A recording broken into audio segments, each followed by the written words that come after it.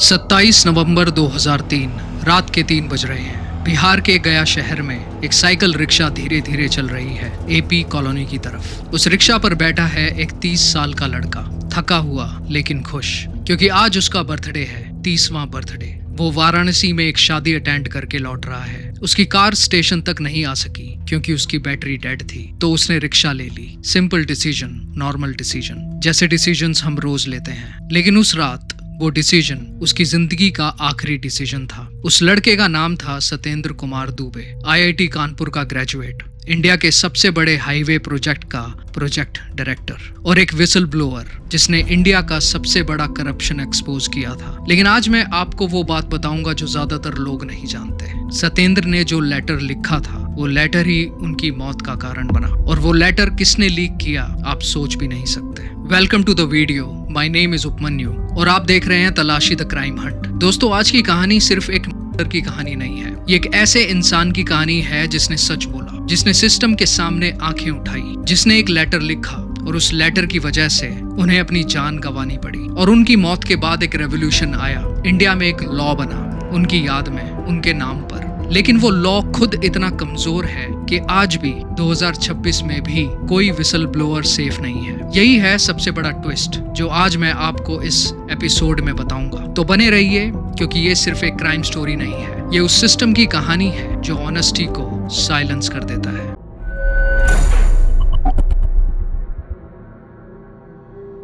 सत्ताईस नवंबर 1973 बिहार के सिवान डिस्ट्रिक्ट का एक छोटा सा गांव शाहपुर। यहाँ एक मिडिल क्लास परिवार में एक बच्चे का जन्म होता है। नाम रखा जाता है सत्येंद्र कुमार दुबे। गांव में रिसोर्सेज नहीं थे, कोई बड़ा कोचिंग सेंटर नहीं था, ये कोई बहुत बड़ा शहर नहीं था, लेकिन एक चीज थी, डिटर्मिनेशन। सत्येंद्र 15 साल की उम्र में घर छोड़ देते हैं एक इंजीनियर बनने का सपना लेकर, और वो सपना पूरा होता है आईआईटी कानपुर में बीटेक इन सिविल इंजीनियरिंग करके, फिर आईआईटी बीएचयू से एमटेक, इंडिया के सबसे प्रेस्टिजियस एजुकेशनल इंस्टीट्यूशंस में से एक। जब डिग्री मिली तो फॉरेन कंट्रीज से ऑफर्स आने लगे, अच्छी सैलरी, अच्छी लाइफ, कंफर्टेबल फ्यूचर। लेकिन सत्येंद्र ने ये सब रिजेक्ट कर दिया। उनका कहना था, मेरा देश है, मैं यहीं रहूंगा, यहीं काम करूंगा। उन्होंने इंडियन इंजीनियरिंग सर्विसेज क्वालिफाई की और जुलाई 2002 में उन्हें NHAI, national highways authority of India में पोस्टिंग मिली। प्रोजेक्ट था गोल्डन क्वाड्रिलेटरल, इंडिया का सबसे ambitious road project, prime minister Shri Atal Bihari Vajpayee ji का ड्रीम प्रोजेक्ट, जो दिल्ली, मुंबई, चेन्नई और कोलकाता को कनेक्ट करने का था। कॉलीग्स बताते हैं सत्येंद्र एक्सट्रीमली ऑनेस्ट थे, कोई कॉम्प्रोमाइज नहीं, कोई शॉर्टकट्स नहीं। अगर काम सही नहीं हुआ तो वो बोलते थे। कोडरमा झारखंड में पोस्टिंग के दौरान उन्होंने एक कॉन्ट्रैक्टर को फोर्स किया 6 किलोमीटर की रोड रीबिल्ड करने के लिए, क्योंकि रोड क्वालिटी स्टैंडर्ड्स नहीं मीट कर रही थी। कॉन्ट्रैक्टर का करोड़ों का लॉस हुआ, लेकिन सत्येंद्र नहीं झुके, और यहीं से शुरू होती है वो कहानी जो उनकी मौत तक पहुंचती है। उस कॉन्ट्रैक्टर के खिलाफ कंप्लेंट करने के बाद NHAI ने क्या किया वो जानकर आप चौंक जाएंगे। गोल्डन क्वाड्रिलेटरल 54,000 करोड़ का प्रोजेक्ट। दोस्तों, समझते हैं ये प्रोजेक्ट क्या था। ये प्रोजेक्ट था 5,846 किलोमीटर का हाईवे नेटवर्क बनाना। इसका बजट था 54,000 करोड़ से भी ज्यादा। इंडिया का सबसे बड़ा इंफ्रास्ट्रक्चर रेवोल्यूशन। इस प्रोजेक्ट में देश के सबसे बड़े कॉन्ट्रैक्टर्स काम कर रहे थे। पैसा था, पावर था, पॉलिटिकल कनेक्शंस थे, और जहां इतना पैसा हो वहां अनफॉर्चुनेटली करप्शन आ ही जाता है इंडिया में। लेकिन आखिर सत्येंद्र को क्या दिखा? जब सत्येंद्र ने बिहार स्ट्रेच पर काम करना शुरू किया तो उन्हें कुछ चीजें बहुत अजीब लगी। पहली चीज, कॉन्ट्रैक्ट्स में मैनिपुलेशन। कॉन्ट्रैक्टर्स ऐसी कंपनीज को सब कॉन्ट्रैक्ट दे रहे थे जो एग्जिस्ट ही नहीं करती। Fake companies, forged documents, shell companies जो पेपर्स में तो एग्जिस्ट करती हैं लेकिन रियल में नहीं। शेल कंपनीज का इस्तेमाल मनी लॉन्ड्रिंग और टैक्स इन्वेजन के लिए किया जाता है। और दूसरी बात, क्वालिटी की तो बात ही मत करो। रोड्स बन रही थी लेकिन स्टैंडर्ड से बहुत नीचे। सब स्टैंडर्ड मटेरियल यूज किया जा रहा था, सब स्टैंडर्ड काम हो रहा था, टैक्स पेयर्स का पैसा लिटरली ड्रेन में जा रहा था। और तीसरी सबसे अजीब बात, कंसल्टेंट्स का selection. Big fraud in selection of consultants, यही वर्ड्स थे सत्येंद्र के। मतलब जो लोग प्रोजेक्ट की क्वालिटी चेक कर रहे थे वो ही करप्ट थे। और चौथी बात, फंड्स का डाइवर्जन। पैसा प्रोजेक्ट में लगना था लेकिन वो कहाँ जा रहा था किसी को पता नहीं। सत्येंद्र एक इंजीनियर थे, उन्हें नंबर्स पता थे, फाइल्स पता थी, एविडेंस था और उन्होंने डिसाइड किया कि इसे एक्सपोज करना होगा। सत्येंद्र ने पहले इंटरनली कंप्लेंट की, अपने सुपीरियर्स को बताया, फाइल्स सबमिट की, लेकिन NHAI का जवाब क्या था? उनका जवाब था ट्रांसफर। यस, उन्होंने सत्येंद्र का ट्रांसफर कर दिया। कोई इन्वेस्टिगेशन नहीं हुई, कोई एक्शन नहीं लिया गया, सीधा ट्रांसफर किया गया, कोडरमा से गया। इसका मतलब क्या था? इसका मतलब था कि सिस्टम का मैसेज क्लियर था, चुप रहो, नहीं रहे तो दूर भेज दिए जाओगे। लेकिन सत्येंद्र ने हार नहीं मानी। उन्होंने एक ऐसा कदम उठाया जो उनकी मौत का डायरेक्टली कारण बना, और वो कदम था एक लेटर। वो लेटर आखिर किसे लिखा गया और क्या हुआ उस लेटर के साथ? आइए बात करते हैं। जब इंटरनल सिस्टम ने साथ नहीं दिया तो सत्येंद्र ने ऊपर जाने का फैसला किया। सबसे ऊपर उन्होंने डायरेक्टली प्राइम मिनिस्टर के ऑफिस को लेटर लिखा। प्राइम मिनिस्टर थे श्री अटल बिहारी वाजपेयी, जिनका ये ड्रीम प्रोजेक्ट था। लेटर में सब था, contractor fraud, fake companies, quality violations, funds divergence, सब कुछ एविडेंस के साथ। और लेटर के साथ थी एक स्पेसिफिक रिक्वेस्ट, एक सिंपल ह्यूमन रिक्वेस्ट। उन्होंने लिखा, प्लीज मेरी आइडेंटिटी सीक्रेट रखिए। मुझे पता है ये डेंजरस है, मुझे पता है इन लोगों की पावर है, लेकिन मैं चाहता हूँ कि एक्शन हो, बस मेरा नाम मत बताइए। लेटर 11 नवंबर 2002 को पीएमओ ने रिसीव किया, लेकिन इसके बाद पीएमओ ने क्या किया? पीएमओ ने लेटर फॉरवर्ड किया। किसे? मिनिस्ट्री ऑफ रोड ट्रांसपोर्ट को, NHAI को और उन सभी डिपार्टमेंट्स को जिनके खिलाफ कंप्लेंट थी, और वो भी सत्येंद्र की आइडेंटिटी के साथ। उनका नाम, उनकी डेजिग्नेशन, उनकी पोस्टिंग सब अटैच थी। एक जर्नलिस्ट ने बाद में राइट टू इंफॉर्मेशन से जाना उस फाइल पर कितने सिग्नेचर्स थे, कितने डिपार्टमेंट से गुजरी थी वो फाइल, हर डिपार्टमेंट में किस किस ने उस पर साइन किया, और किसी ने एक बार भी ये नहीं सोचा कि इस बंदे की जान खतरे में है। और आप जानते हैं इसके बाद NHAI और मिनिस्ट्री का रिस्पॉन्स क्या था? उन्होंने सत्येंद्र को एक ऑफिशियल लेटर लिखा जिसमें उन्हें ही कल्प्रिट बताया गया था। उनको वार्निंग दी गई थी डायरेक्टली पीएमओ को अप्रोच करने के लिए। सोचिए, एक आदमी ने करप्शन एक्सपोज करने की कोशिश की, अनोनिमिटी मांगी, और सिस्टम ने उनकी आइडेंटिटी उन्हीं लोगों को दे दी जिनके खिलाफ उन्होंने कंप्लेंट की थी। एक ईमानदार इंसान की ईमानदारी का मजाक इससे ज्यादा नहीं उड़ाया जा सकता। और इसके ठीक एक साल बाद 27 नवंबर 2003 सत्येंद्र को मार दिया जाता है। क्या ये एक कोइंसिडेंस था या कुछ और? इसके बारे में आगे बात करते हैं। 27 नवंबर 2003 वो रात, सत्येंद्र वाराणसी में एक दोस्त की शादी में गए थे। वापस लौट रहे थे ट्रेन से। रात को गया स्टेशन पहुंचे करीब 3 बजे। उन्होंने अपने ड्राइवर को कॉल किया गाड़ी लेकर आने के लिए। ड्राइवर ने बताया बैटरी डेड है, गाड़ी स्टार्ट नहीं हो रही। सत्येंद्र ने स्टेशन के बाहर एक साइकिल रिक्शा ली। डेस्टिनेशन थी AP कॉलोनी, उनका घर। डिस्टेंस कुछ kilometre. Seeming safe normal routine. Rickshaw circuit house के सामने से गुजर रही थी। रात के अंधेरे में सड़क सुनसान थी। तभी कुछ लोग सामने से आए। उन्होंने रिक्शा रोकी। सत्येंद्र का ब्रीफकेस छीनने की कोशिश की। वो ब्रीफकेस जिसमें उनके डॉक्यूमेंट्स थे, आइडेंटिटी कार्ड था, पेपर्स थे। सत्येंद्र ने रेसिस्ट किया, वो छोड़ना नहीं चाहते थे। एक .315 बोर की कंट्री मेड पिस्टल से गोली चलाई गई। सत्येंद्र दुबे गिर गए AP कॉलोनी की सड़क पर अपने 30वें बर्थडे की रात। जब ड्राइवर सुबह उन्हें ढूंढने निकला तो वो वहां पड़े मिले, अकेले, ठंडी सड़क पर। अब सवाल ये है, क्या ये सच में एक रॉबरी थी या एक प्लान्ड मर्डर था जिसे रॉबरी की शेप दी गई? आगे जो हुआ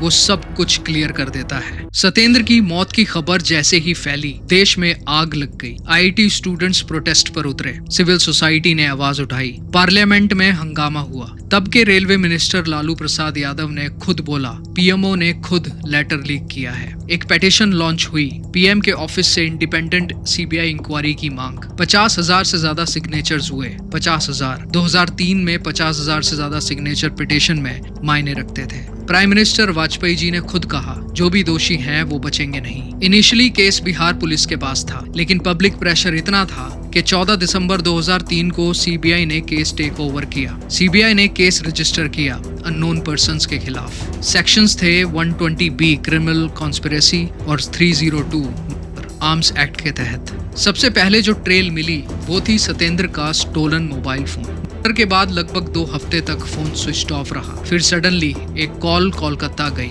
किसे?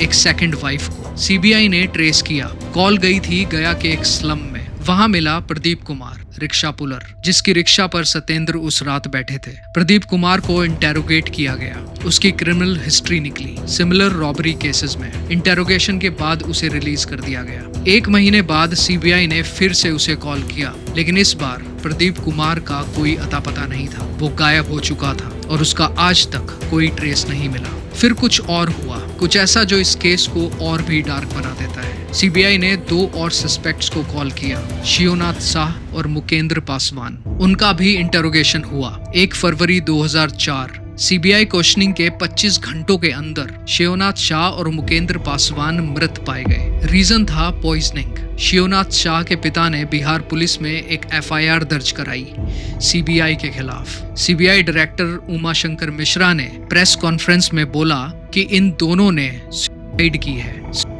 सीबीआई क्वेश्चनिंग के 25 घंटों बाद दोनों ने एक साथ अपने आप को खत्म कर लिया। ये बहुत अनयूजुअल था और किसी भी नॉर्मल इंसान के लिए इसे डाइजेस्ट करना मुश्किल था। और फिर जब मेन एक्यूज्ड को अरेस्ट किया गया तो उसने भी कुछ ऐसा किया जो हर किसी को चौंका गया। वो कोर्ट से ही एस्केप करके भाग गया। ऑब्वियसली ये किसी की हेल्प के बिना नहीं हो सकता था। तो आखिर किसने उसकी हेल्प की और इसका मेन कारण क्या था? I understand. Just make sure there are no traces left behind. जून 2004 में सीबीआई ने कुछ लोगों को अरेस्ट किया।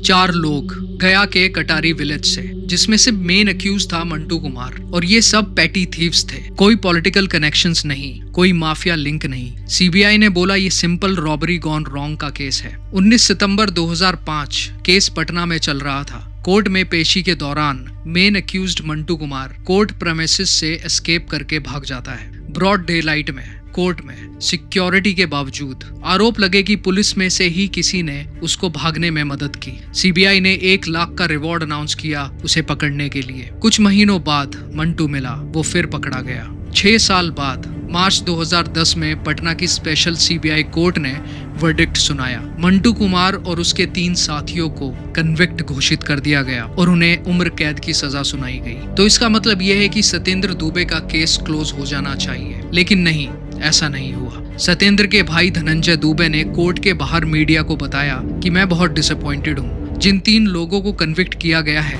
वो इनोसेंट हैं। असली क्रिमिनल्स अभी भी बाहर हैं। ये सीबीआई का कवर अप है। ये एक बहुत बड़ा एलिगेशन था सीबीआई के ऊपर। सेंट्रल ब्यूरो ऑफ इन्वेस्टिगेशन, जो खुद अनबायस्ड इन्वेस्टिगेशंस के लिए जानी जाती है, उसी पर इतने बड़े एलिगेशंस लगे। ये केस इतना पेचीदा है कि इसे समझने के लिए इसके लेयर्स को समझना बहुत जरूरी है। तो आइए सब फैक्ट्स को सिंपली समझने की कोशिश करते हैं। पहले बात करते हैं ऑफिशियल सीबीआई वर्जन का। सीबीआई ने कंक्लूड किया कि सतेंद्र एक पैटी रॉबरी का शिकार हुए। मंटू कुमार और उसके साथियों ने, जो कि नॉन क्रिमिनल्स थे, रात को सर्किट हाउस के पास सतेंद्र को देखा और ब्रीफ केस को लूटने के लिए उनका मर्डर कर दिया। No conspiracy, nothing. और अब बात करते हैं उन सवालों की जो इस केस में उठे। सबसे पहला सवाल है टाइमिंग। सतेंद्र ने करप्शन के खिलाफ लेटर लिखा नवंबर 2002 में और उनको मार दिया गया नवंबर 2003, ठीक 1 साल बाद। अब बारी आती है आइडेंटिटी लीक की। पीएमओ ने उस लेटर को उन्हीं लोगों तक पहुंचा दिया जिनके खिलाफ कंप्लेंट थी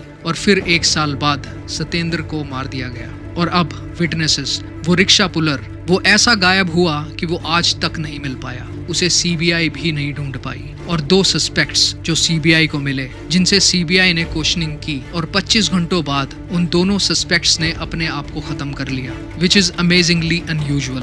और वो मेन एक्यूज्ड जो कोर्ट से ही भाग गया, इतनी हाई लेवल सिक्योरिटी होने के बावजूद। अब बात करते हैं ब्रीफ केस की। ब्रीफ केस में सतेंद्र के डॉक्यूमेंट्स थे।